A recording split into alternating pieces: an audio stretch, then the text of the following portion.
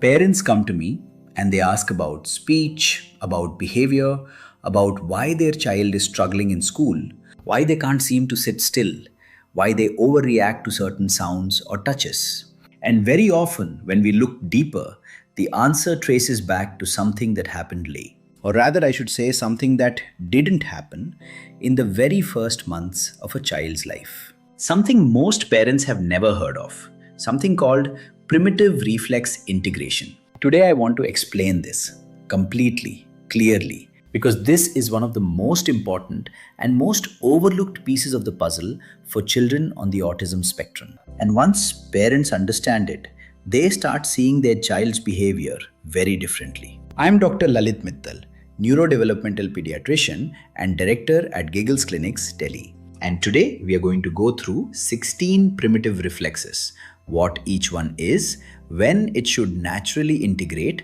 what happens in the brain and body when it doesn't, and what you as a parent will actually notice at home. This is going to be detailed and comprehensive. I want you to bookmark this video, save it, and come back to it. Because by the end of it, I promise you, you will understand your child's nervous system in a way you never have before. So, let's start at the beginning. What is a primitive reflex? A primitive reflex is an automatic, involuntary movement that originates in the brainstem. Every human baby is born with a set of these reflexes. They are survival tools. They help the baby breathe, feed, respond to threat, and begin to interact with the world before the higher brain is developed enough to take over. The important word here is before. These reflexes are meant to be temporary. As the brain matures, as the cortex develops, these primitive reflexes are supposed to be inhibited or integrated. They get absorbed into more complex voluntary movement patterns. This process is called integration, and it happens naturally through movement, sensory experience, and neurological development in the first 1 to 3 years of life. Now, in many children with autism, this integration is incomplete. The primitive reflexes don't fully switch off. They stay active, sometimes partially, sometimes significantly. And when a primitive reflex remains active beyond the age it should have integrated, it creates what we call a retained primitive reflex. And that retained reflex interferes. It interferes with posture, with movement, with attention, with sensory processing, with emotional regulation, with learning. It creates a kind of neurological static, a constant background noise that the child's brain has to work around every single day. Today, let's explore 16 primitive reflexes. The first is the Moro reflex, perhaps the one I explain most often to parents. It's the startle reflex. In newborns, a sudden sound causes their arms to fling out, gasp, and pull back in. This is normal. This is a protective response that should normally integrate between 2 and 4 months of age. When retained in an autistic child, the brain stays stuck in a state of low-level threat response. Unexpected sounds or touch trigger a full startle. It manifests as extreme sensitivity and chronic anxiety. The child's nervous system never fully settles because the Moro is keeping them on constant high alert. The second is the fear paralysis reflex. This precedes the Moro and is present even before birth. When threatened, the response is to freeze rather than startle. It should integrate around birth. When retained, the child seems to shut down when overwhelmed. They go very still and withdraw. In autistic children, this is strongly linked to selective mutism and extreme withdrawal during overload. The rooting reflex helps newborns find nourishment by turning toward a touch on their cheek. This reflex should naturally integrate around 3 to 4 months of age. When retained, any touch near the face can trigger an involuntary movement response. In autistic children, this often presents as extreme sensitivity during face washing, teeth brushing, or haircuts.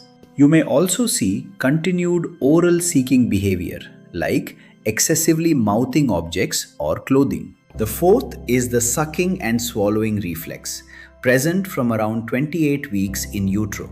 It coordinates the complex sequence of sucking, swallowing, and breathing essential for life. It typically integrates around 2 to 4 months as voluntary feeding takes over. When retained, children may chew on non-food items or struggle to grade their bite pressure. This can lead to feeding aversions or significant sensitivities to different food textures. The fifth is the palmar grasp reflex. Touch a newborn's palm and their fingers close around yours involuntarily. This should integrate by 2 to 3 months. जब ये integrate नहीं होता, it interferes with fine motor development. Handwriting becomes a major struggle, making it messy and effortful. In autistic children, this is often compounded by sensory sensitivities, creating a double barrier to tasks like using buttons or fasteners. The sixth is the plantar or Babinski reflex. Stroke the sole of a newborn's foot and the toes fan upward and outward. This is normal for a newborn. As the brain matures, this reflex reverses. The toes should curl downward instead. This reversal happens between 6 months and 2 years. If the Babinski reflex is retained, it's very commonly associated with toe walking. The child cannot fully trust the ground beneath their feet. They walk on their toes to reduce sensory input. This leads to poor balance and a reluctance to walk on grass, sand, or uneven surfaces. The seventh is the asymmetrical tonic neck reflex. We call it the ATNR. ये हमारी hand-eye coordination की बुनियाद है. When a newborn's head turns, the arm and leg on that same side extend, while the opposite side flexes like a fencing position. It should integrate between 4 and 6 months. Crossing the midline depends on this. इसकी integration ज़रूरी है. When retained, a child has significant difficulty tracking objects because every head turn triggers that reflex influence. Reading and writing become effortful. Scanning a page left to right is no longer smooth. It becomes a struggle. Parents notice the child avoiding midline tasks. Bilateral coordination, using both hands together, becomes very difficult. The eighth is the symmetrical tonic neck reflex, the STNR. ये crawling से walking तक का bridge है. When the neck flexes down, arms bend and legs extend. When the neck extends up, the pattern reverses. This reflex helps the transition to walking and should integrate around 9 to 11 months. It's a major milestone. When retained, sitting posture becomes a constant neurological battle. Slumping and W-sitting are very common signs. The ninth is the tonic labyrinthine reflex, the TLR. This reflex is governed by the vestibular system, the system in the inner ear that tells the body about position and movement in space. When the head tilts back, the body extends. When it tilts forward, it flexes. It should integrate fully by 3 years. When retained, the child has difficulty with muscle tone and balance. They lean on furniture, slouch, and tire quickly. They may misjudge distances and be fearful of activities where head position changes, like swings, slides, or rolling. The 10th is the spinal gallant reflex. Stroke along one side of a newborn's lower back and their body curves toward that side. This should integrate by 9 months. When retained, it creates ongoing sensitivity. Even a waistband can trigger constant restlessness. In autistic children, a retained spinal gland is often associated with bedwetting because it can interfere with bladder control. The 11th is the Landau reflex. When a baby is held horizontally face down, their back arches, their head lifts, and their legs extend. A full body extension. This reflex emerges at around 3 months and should integrate between 1 and 3 years. It is important for developing head control, back extensor tone, and the foundation for crawling and walking. When retained, the child may have poor core strength, difficulty maintaining an upright posture, and a characteristic pattern of movement.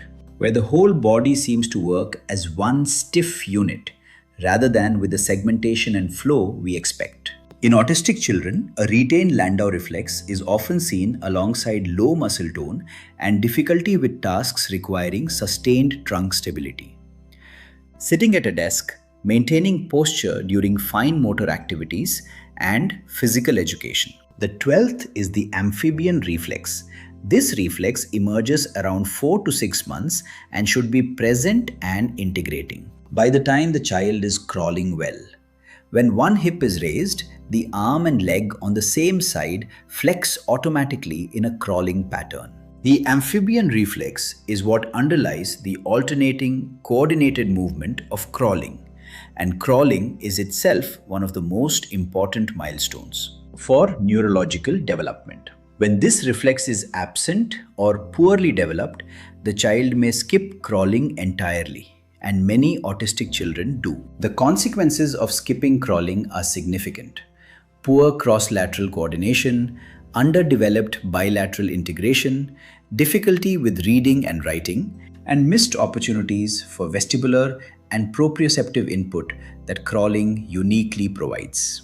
Parents often say proudly that their child went straight from sitting to walking. But from a neurodevelopmental perspective, skipped crawling is a flag, not a milestone to celebrate. The 13th is the Babkin reflex, also called the hand-mouth reflex.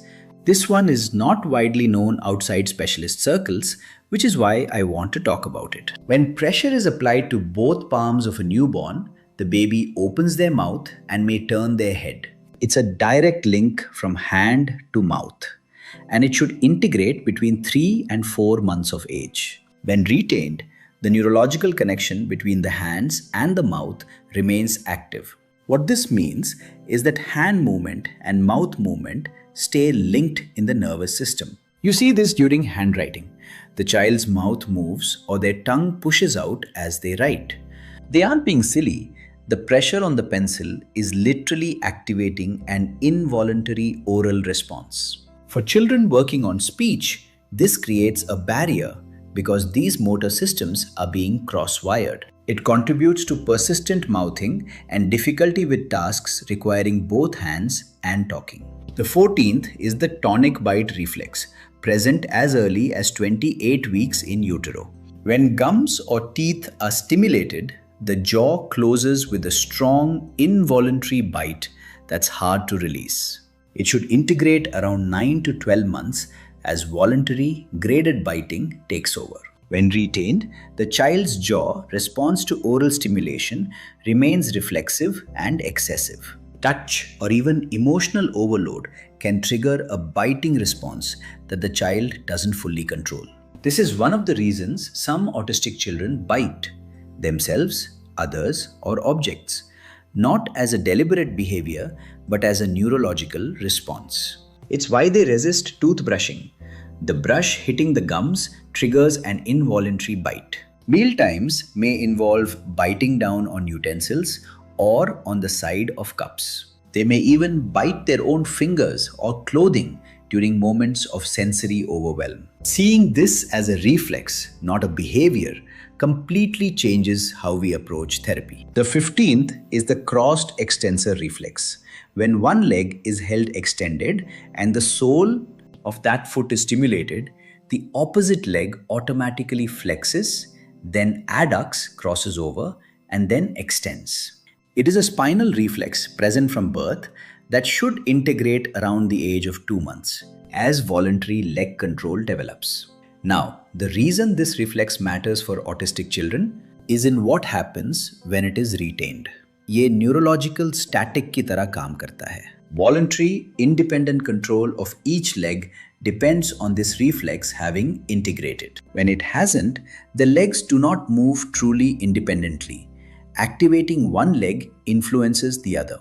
In walking, this can contribute to what we call a scissor gait, where the legs cross at the knees or thighs during movement, creating an inefficient and sometimes unstable walking pattern. In activities that require alternating independent leg use, going up and down stairs, pedaling a bicycle, kicking a ball, the coordination is significantly disrupted. It feels like an uphill battle for the child.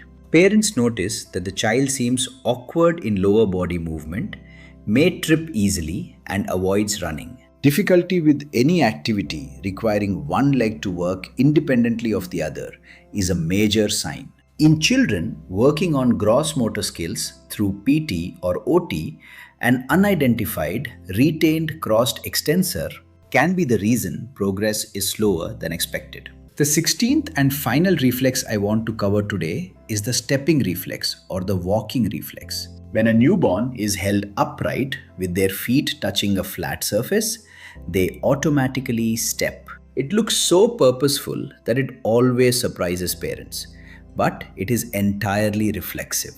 It should integrate around 2 months of age before voluntary motor control is ready. This reflex then lies dormant, and true, voluntary walking typically emerges between 9 and 15 months. Now, when the stepping reflex does not integrate cleanly and is later incorporated into voluntary walking, it can affect the quality and rhythm of gait in subtle but important ways. Rhythm disturb ho jata hai. The child's walking pattern may have an unusual cadence, slightly mechanical, with difficulty adjusting speed. In autistic children with vestibular and proprioceptive differences, it contributes to an effortful gait. Walking takes more conscious attention than it should. It is not automatic for them. Parents notice the child concentrates visibly when walking on unfamiliar surfaces or talking while walking. They may tire more easily during physical activity than peers. Now, I want to bring all of this together for you. These 16 reflexes are not separate, isolated issues. They work as a system, an interconnected network of brainstem programs that should gradually hand over control to the higher brain. A child who has retained several of these reflexes is carrying multiple layers of neurological interference simultaneously. Their brain is constantly managing signals from the brainstem that should have quieted years ago, and doing so on top of everything else that autism brings. The sensory processing differences, the communication challenges, the motor difficulties, the emotional regulation work.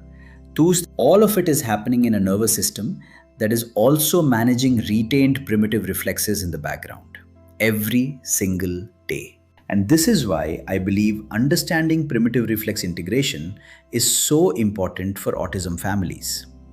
It doesn't explain everything, but it explains a great deal. When you understand that your child is not choosing to toe walk, or choosing to bite down, or choosing to have their mouth open while they write, when you understand that their nervous system is creating these responses, it changes how you see them.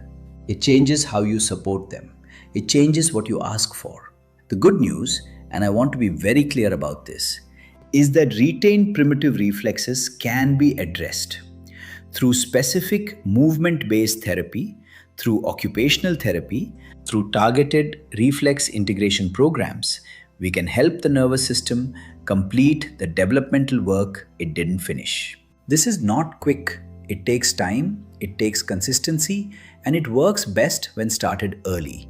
But it is never too late. I have seen meaningful progress in children of all ages when retained reflexes are identified and addressed systematically. If anything I have described today sounds like your child, please bring this conversation to your developmental pediatrician or your occupational therapist.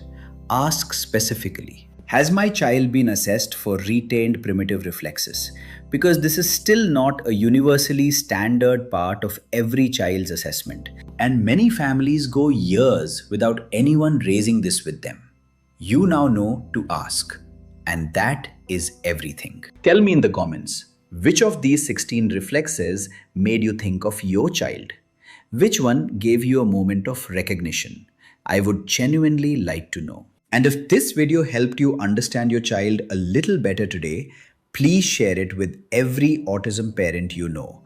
Another family needs this information right now. See you in the next one. Take care of yourself, because a calm parent is the best gift you can give your child.